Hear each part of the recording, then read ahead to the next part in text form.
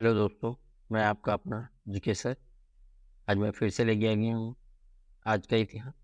उम्मीद करता हूँ आप लोग अच्छे होंगे और आप लोग की स्टडी अच्छी चल रही होगी।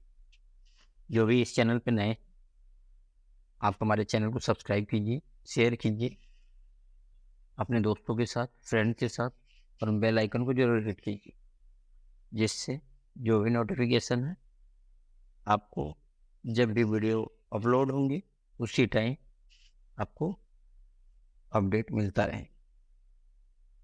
चलिए शुरू करते हैं और बात करते हैं आज के इतिहास की प्रमुख घटना, उत्सव, दिवस और किनका आज जन्मदिन है। आज ही के दिन इस व्यक्ति का निधन हुआ था, ये सब कुछ हम इसमें डिस्कस करेंगे। चलिए बिना किसी देरी के शुरू करते हैं। आज बात करते हैं 30 अगस्त है। 30 अगस्त के दिन की महत्वपूर्ण घटनाओं के बारे में हम बात करेंगे। तो 1659 में दारा सिकों को औरंगजेब के द्वारा फांसी दी गई थी। इसके द्वारा फांसी दे दी गई थी, औरंगजेब के द्वारा उनको फांसी दे दी गई थी। ठीक है, किसको? दारा सिकों को 30 अगस्त 1659 को। नेक्स्ट बात करते हैं कि 1682 में जो विलियम पेन थे वो इंग्लैंड से रवाना हुए और बाद में उन्होंने अमेरिका में पेंसिल्वेनिया कॉलोनी की स्थापना की थी। किसकी? पेंसिल्वेनिया की स्थापना उन्होंने किया था। ये कॉलोनी है अमेरिका में, उसकी उन्होंने स्थापना की थी। नेक्स्ट की तरफ बढ़ते हैं। क्लियर हो रहे हैं ना आप लोगों को? नेक्स्ट की तरफ बढ़ते हैं। नेक्स्ट जो है 1780 में जनरल बेनेडिक्ट अर्नोल्ड ने वेस्ट पॉइंट फोर्ट पे ब्रिटिश सेना के सामने आत्मसमर्पण करने का दावा किया था या नहीं किया था, इसका कोई प्रमाण नहीं है। उन्होंने इसका बस वादा किया। कब किया था? 1780 में। नेक्स्ट की तरफ बढ़ते हैं। 1806 में न्यूयॉर्क शहर का दूसरा दैनिक समाचार पत्र जो डेली एडवर्टाइजर आखिरी बार प्रकाशित किया गया। क्या किया गया था? इसको आखिरी बार वहां पे छापा गया था, प्रकाशित किया गया था। इस समाचार पत्र का नाम था डेली एडवर्टाइजर। ठीक है, याद रखिएगा, डेली एडवर्टाइजर उसका नाम था। ठीक है, न्यूयॉर्क शहर का कौन सा समाचार पत्र था? दूसरा दैनिक समाचार पत्र। ठीक है, नेक्स्ट की तरफ बढ़ते हैं। नेक्स्ट बात करते हैं 1928 में the independence of India league की भारत में स्थापना हुआ था। ठीक है, 1947 में भारतीय संविधान का प्रारूप तैयार करने के लिए डॉक्टर भीमराव अंबेडकर के नेतृत्व में एक समिति का गठन किया गया था। ठीक है, 1947 में भारतीय संविधान का प्रारूप तैयार करने के लिए डॉक्टर भीमराव अंबेडकर के नेतृत्व में एक समिति का गठन किया गया था। ये किस दिन किया गया था? आज ही के दिन किया गया था। क्लियर हो गया आप लोग को? ये चीज नोट डाउन कर लीजिएगा। वैसे मैं कमेंट, इसका जो भी पीडीएफ होता है, करंट अफेयर हो चाहे आज का इतिहास हो, जो भी है सबकी मैं पीडीएफ आपको टेलीग्राम चैनल का जो ग्रुप है उसमें मैं शेयर करता हूँ। वहाँ पे अपडेटेड होते रहते हैं। जो भी एमसीक्यू क्वेश्चन के टेस्ट होते हैं वो भी वहाँ होते हैं, तो आप वहाँ जुड़ सकते हैं। चलिए आगे बढ़ते हैं। 1951 में फिलीपींस और अमेरिका ने एक रक्षा संधि पर हस्ताक्षर किए थे। किस पे? रक्षा संधि पर। ठीक है, कौन कौन से देश? फिलीपींस और अमेरिका ने। किसने? फिलीपींस और अमेरिका ने। ठीक है, क्लियर हो गया। कब की बात है? 1951 में। चलिए नेक्स्ट की तरफ बढ़ते हैं।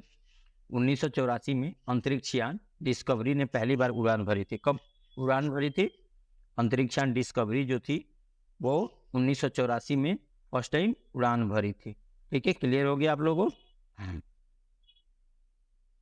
क्लियर हुआ आप लोगों को? चलिए नेक्स्ट की तरफ बढ़ते हैं। 1991 में अजरबैजान ने सोवियत संघ से अपनी स्वतंत्रता की घोषणा की थी। किसने? अजरबैजान ने। किससे किया हुआ था? सोवियत संघ से स्वतंत्रता की घोषणा उन्होंने आज ही के दिन 30 अगस्त 1991 को किया था। 1999 में पूर्वी तिमोर की स्वतंत्रता के लिए जनमत संग्रह संपन्न हुआ था। कहाँ हुआ था? पूर्वी तिमोर की स्वतंत्रता के लिए, तिमोर की। और 1999 में पूर्वी तिमोर के निवासियों ने इंडोनेशिया से आज़ादी के लिए भारी मतदान किया था। संयुक्त राष्ट्र ने 4 सितंबर को परिणाम की घोषणा की थी। कब किया था संयुक्त राष्ट्र ने? 4 सितंबर को इसकी परिणाम की घोषणा की थी। और इसका जो था वो 1999 में इसका मतदान किया गया था 30 अगस्त को। चलिए आगे बढ़ते हैं। क्लियर हो गया है तो आप लोगों को? 2002 में ताइवान में भूकंप के झटके से महसूस किए गए थे। ठीक है, आगे बढ़ते हैं। 2002 में ही कोनोको इंक और फिलिपिस पेट्रोलियम ने विलय कर कोनोफिलिप्स लिप्स बनाई थी। ठीक है, यह अमेरिका की तीसरी सबसे बड़ी एकीकृत ऊर्जा कंपनी और दूसरी सबसे बड़ी रिफाइनिंग कंपनी थी। याद रखिएगा, ये क्या थी? ये ऊर्जा कंपनी थी, सबसे बड़ी एकीकृत ऊर्जा कंपनी और दूसरी सबसे बड़ी रिफाइनिंग कंपनी थी। क्या नाम था इसका? कोनोको इंक और फिलिप्स पेट्रोलियम, ये दोनों का विलय हुआ था। और विलय होने के बाद ये जो बना था वो कोनोकोफिलिप्स बना था। ठीक है, क्लियर हो गया आप लोगों को? कब बना था? 2002 में। आगे बढ़ते हैं। 2003 में रूसी पनडुब्बी वेरेट्स सागर में डूबी थी, जिसमें से 9 लोग मारे गए थे। और ऑस्ट्रेलिया ने विश्व नौकायान पे स्वर्ण पदक जीता था, वो आज ही के दिन। चलिए आगे बढ़ते हैं। क्लियर हुआ? आज बात करें 2003 में समाजवादी पार्टी के नेता जो मुलायम सिंह यादव थे, वो तीसरी बार उत्तर प्रदेश के मुख्यमंत्री बने थे। कब बने थे? 2003 में बने थे। कितनी बार? तीसरी बार। बात करते हैं 2007 में जर्मनी के 2 वैज्ञानिक गुटर निमिच और, याद रखिएगा ये चीज, नाम याद होना चाहिए, गुटर निमित्ज और अल्फोंस स्टालहोफेन। ठीक है, याद हो गया? ये दोनों नाम नोट डाउन कर लीजिएगा। ने अल्बर्ट आइंस्टीन के सापेक्षा के सिद्धांत को गलत ठहराने का दावा किया। नेपाल की कोइराला सरकार ने 4 माओवादी विद्रोहियों को फ्रांस, डेनमार्क, ऑस्ट्रेलिया और मलेशिया का राजदूत नियुक्त किया। बांग्लादेश सरकार ने नोबेल पुरस्कार विजेता मोहम्मद यूनुस के सम्मान में डाक टिकट जारी किया था। वो किस दिन हुआ था ये सब कुछ? 2007 में हुआ था, 30 अगस्त को हुए थे ये सारी चीजें। इन दोनों ने क्या किया था ये याद रखिएगा, ये क्योंकि बहुत इंपॉर्टेंट है, बहुत ज्यादा। अल्बर्ट आइंस्टीन के सापेक्षा के सिद्धांत को गलत ठहराने का दावा। और नेपाल के कोइराला सरकार ने 4 माओवादी विद्रोहियों को फांसी दिया था। और डेनमार्क, ऑस्ट्रेलिया, मलेशिया के जो राजदूत थे उनको नियुक्त किया गया था। बांग्लादेश सरकार इस दिन नोबेल पुरस्कार विजेता मोहम्मद यूनुस के सम्मान में डाक टिकट जारी किया था। ये सब 30 अगस्त 2007 को हुए थे।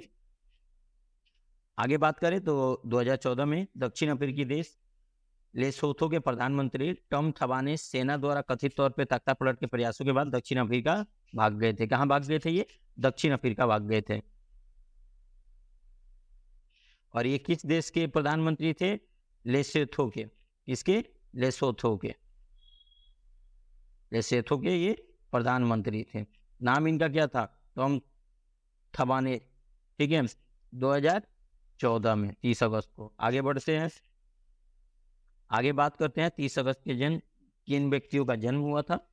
ठीक है, अगर हमारे बच्चों के भी आज बर्थडे हैं तो आप कमेंट सेक्शन में बता सकते हैं, मेरी तरफ से उनको हैप्पी बर्थडे।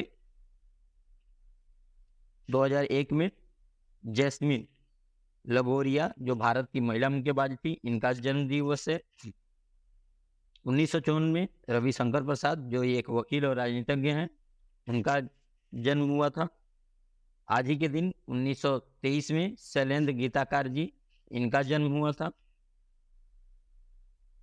1918 में विनायक आचार्य उड़ीसा के 9वें मुख्यमंत्री रहे थे, उनका जन्म दिवस है। 1912 में नैन्सी विक जो दूसरे विश्व युद्ध के दौरान प्रसिद्ध महिला लड़ाकों में से एक थी, उनका जन्म हुआ था। बात करें 1903 में भगवती चरण वर्मा जो हिंदी जगत के प्रमुख साहित्यकार थे, उनका जन्म हुआ था आज ही के दिन।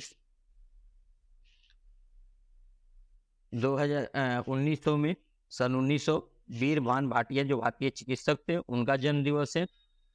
1895 में सरदार हुकुम सिंह, जो भारतीय राजनीति के पूर्व लोकसभा अध्यक्ष थे, उनका जन्मदिन है। 1888 में कन्हैया लाल दत्त, जो भारत की आज़ादी के लिए फांसी के फंदे पर झूलने वाले अमर शहीदों में से एक थे, उनका जन्म दिवस है। 1559 में जहांगीर सलीम, अकबर का पुत्र एवं मुगल वंश का शासक, उनका जन्मदिन है आज ही के दिन। अब बात करते हैं कि 30 अगस्त को किन व्यक्तियों का निधन हुआ था। किन व्यक्तियों का निधन हुआ था, ठीक है, इसके बारे में हम डिस्कस करते हैं। तो 2014 में बिपिन चंद्र, जो प्रसिद्ध इतिहासकार थे, उनका निधन हुआ था, आज ही के दिन हुआ था 30 अगस्त को। बात करें 2008 में कृष्ण कुमार बिरला, जो प्रख्यात उद्योगपति थे, उनका निधन हुआ था। अगर बात करें 1659 में तो दारा शिकोह, जो मुगल बादशाह शाहजहां और मुमताज महल का सबसे बड़ा पुत्र था, उनका निधन हुआ था। अगर बात करें तो 1952 में ओसबोर्न स्मिथ, जो भारतीय रिजर्व बैंक के पहले गवर्नर थे, उनका आज ही के दिन निधन हुआ था। बात करें 1976 में तो जेपी श्रीवास्तव जी, जो हिंदी साहित्यकार थे, उनका निधन हुआ था। अब बात करते हैं कि आज के दिन कौन कौन से महत्वपूर्ण उत्सव हैं, महोत्सव हैं, ठीक है। तो पहले हम बात करते हैं लघु उद्योग के बारे में, ठीक है। आज हम बात करेंगे लघु उद्योग के बारे में कि क्या है लघु उद्योग, है ना, और इस दिन क्या होता है, क्या इतिहास है इसका, इस चीज के बारे में हम डिस्कस करते हैं। अगर महत्व की बात करें लघु उद्योग की, तो लघु उद्योग का मेन जो महत्व है, छोटे व्यवसाय को बढ़ावा देना है। एक विकासशील राष्ट्र के आर्थिक विकास में लघु उद्योग का महत्वपूर्ण भूमिका निभाता है, क्योंकि किसी भी देश को ये प्रगतिशील विकास करने में ये अहम भूमिका निभाते हैं। केंद्र सरकार ने लघु उद्योगों की स्थापना और समर्थन के लिए सभी गंभीर प्रयास किए हैं। लघु उद्योग श्रम प्रधान है और आर्थिक शक्ति के वितरण पर जोर देते हैं। नए उद्योग स्थापित होते हैं, रोजगार के अवसर पैदा होते हैं। शहरी और ग्रामीण दोनों क्षेत्रों के लिए लघु उद्योग के माध्यम से रोजगार मिलता है, जिसको हम बोलते हैं स्मॉल स्केल इंडस्ट्री। अगर स्मॉल स्केल इंडस्ट्री की बात करें तो लघु उद्योग जो है वो 30 अगस्त 2001 को नई दिल्ली में राष्ट्रीय पुरस्कार समारोह के साथ लघु उद्योग सम्मेलन का आयोजन किया था। कब किया था? 2001 में। कब किया था? 2001 में किया था, 30 अगस्त को, ठीक है। अगर बात करें इसके इतिहास की, तो भारत में अगर बात करें तो भारत में लघु उद्योगों की कई समस्याओं का सामना करना पड़ा था, जैसे कि बुनियादी ढांचा, प्रौद्योगिकी, तकनीक, भुगतान से संबंधित मुद्दे आदि बहुत सी ऐसी चीजें थी। अगर बात करें छोटे उद्योगों की सहायता प्रदान करने की और उनकी समस्याओं को हल करने के लिए, तो 30 अगस्त 2000 को लघु उद्योग के लिए एक व्यापक नीति पैकेज शुरू किया गया था। अगर मंत्रालय लोगों से आगे चलकर 30 अगस्त को राष्ट्रीय लघु उद्योग दिवस के रूप में नामित करने पर सहमत हुए, तब से हर साल भारत में राष्ट्रीय लघु उद्योग मनाया जाता है। अगर बात करें तो ये भारत जैसे विकासशील राष्ट्र में बड़ी संख्या में बेरोजगार लोगों को लघु उद्योग के माध्यम से रोजगार मिलता है और वो तलाशते हैं। यही है इसका इतिहास, ठीक है। चलिए अब आगे बात करते हैं। ये है जबरन गुमशुदगी के पीड़ितों का अंतर्राष्ट्रीय दिवस। अब ये आप लोगों को तो पढ़ के ही पता चल जा रहा होगा कि ये है क्या चीज, है ना, और किन के लिए है ये। तो ये हर साल मनाया जाता है और संयुक्त राष्ट्र महासभा के द्वारा ही इस चीज को चालू किया गया था, समझे। अगर इसकी इतिहास की बात करेंगे, इसके महत्व की बात करेंगे कि ये क्यों मतलब इतना इम्पोर्टेंट है ना। तो बात करते हैं अगर इसकी पृष्ठभूमि की, तो संयुक्त राष्ट्र महासभा ने 21 दिसंबर 2010 को संकल्प लिया था और अपनाया था। हर साल 30 अगस्त को ही जबरन गुमशुदगी के पीड़ितों के अंतर्राष्ट्रीय दिवस के रूप में इसको घोषित किया जाता है। कब? 2010 में, ठीक है। अब इसका संकल्प जो लेते हैं, मतलब इसका मकसद जो होता है कि सभी व्यक्तियों के जबरन गायब होने से सुरक्षा के लिए अंतर्राष्ट्रीय सम्मेलन को अपनाया जाए।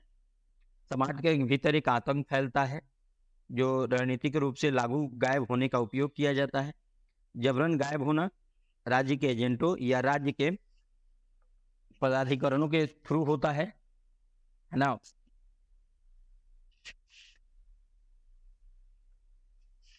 क्लियर हुआ आप लोग को? पीड़ितों का अंतर्राष्ट्रीय दिवस है ये,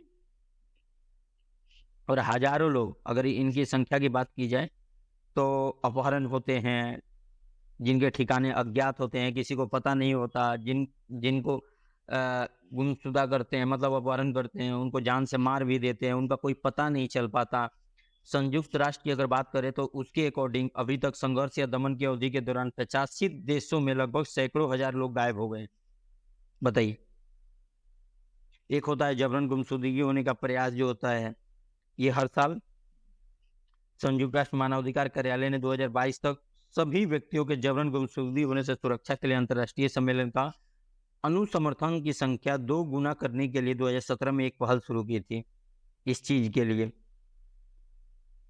इसके लिए इंटरनेशनल क्रिमिनल कोर्ट का रोम कानून लागू, गायब होने से सभी व्यक्तियों के संरक्षण का अंतर्राष्ट्रीय सम्मेलन मानवता के खिलाफ अपराध के रूप में लागू होने का परिभाषित करता है, और यह सीमाओं के कानून के अधीन नहीं है और पीड़ितों के परिवारों को देता है। क्योंकि लोग होता है ना कि किसी ने अपहरण कर लिया, इस कंट्री से दूसरे कंट्री में लेके चले गए उनको, है ना, तो ऐसा कुछ भी बाउंडेशन नहीं होता है ना। जो इंटरनेशनल क्रिमिनल कोर्ट है उसके थ्रू लोगों को सुरक्षा प्रदान किया जाता है, और जो भी ऐसे कृत्य करते हैं उनके ऊपर एक्शन लिया जाता है। तो इसीलिए इस चीज को मनाया जाता है। अब बात करेंगे हम अगला जो दिवस है वो क्या दिवस है और इसका क्यों मनाया जाता है, इसका इम्पोर्टेंट क्यों है ये। अब बात करते हैं तो अंतर्राष्ट्रीय व्हेल शार्क दिवस। अब बात करते हैं कि हाल ही में दिल्ली स्थित गैर लाभकारी संस्था wild life trust of India जो है वो मंगलुरु में, कर्नाटक में, केरल में, लक्षद्वीप में व्हेल शार्क बचाने का अभियान शुरू किया था, और ये 30 अगस्त 2022 को अंतर्राष्ट्रीय व्हेल शार्क दिवस है और मनाया जाता है।